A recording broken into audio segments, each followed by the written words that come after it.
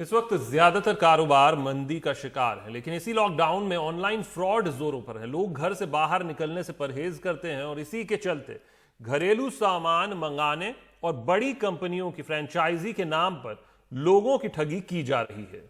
Delhi police के record बताते हैं कि जनवरी के मुकाबले लॉकडाउन में 3 गुना ऑनलाइन फ्रॉड के मामले बढ़ गए हैं। और इस ठगी को कैसे किया जा रहा है, क्या है इससे बचने के उपाय, देखिए हमारे सहयोगी रवीश रंजन शुक्ला की एक खास रिपोर्ट।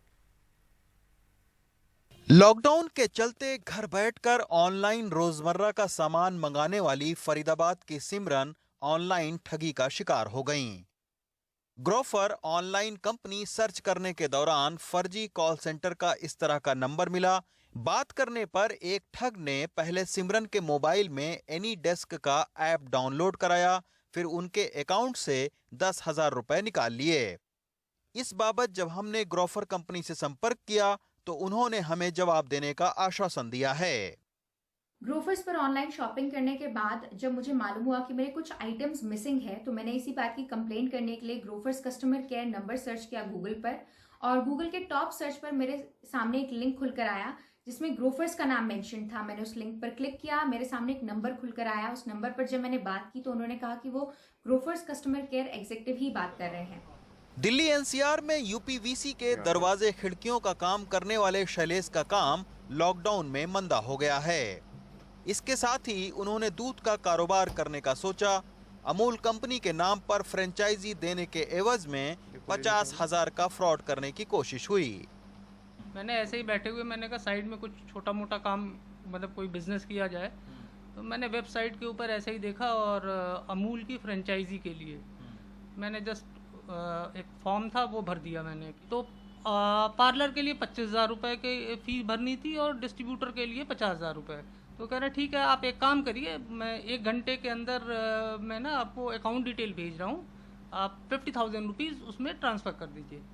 जब उसने कहा, मैंने कहा यार इतनी बड़ी कंपनी और मुझे ज़रूरत है और मुझे फॉलोअप करना चाहिए, वो क्यों इतना फॉलोअप करना है। अमूल कंपनी को हमने मेल भी किया और कंपनी के एरिया मैनेजर अंकित से हमने बात की।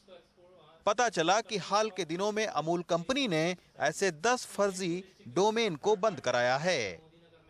जैसे ही आप amul.com सर्च करेंगे इसके अंदर गूगल पे, तो आपको सबसे पहली चीज़ जो आती है, ये देखिए, सबसे पहली चीज़ ही आपको चेतावनी दिखाई देगी कि इस तरीके के फ्रॉड से आप बचें।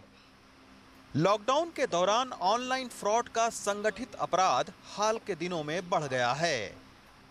आपदा को अवसर में बदलने वाले ठगों ने ऑनलाइन फ्रॉड करके तमाम सारे लोगों को इस आर्थिक मंदी के दौर में पैदल कर दिया और खुद इस तरह की लग्जरी गाड़ियों में घूम रहे हैं। ये गाड़ी भी एक ऐसे ही ऑनलाइन फ्रॉड करने वाले ठग की है। आखिर लॉकडाउन के दौरान कैसे ऑनलाइन फ्रॉड का कारोबार बढ़ रहा है, ये जानने के लिए हम आपको लेकर चलते हैं नोएडा की पुलिस के पास में।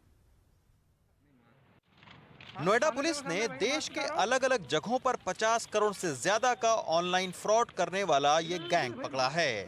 इस शख्स के 13 अलग अलग नाम और पैन कार्ड थे।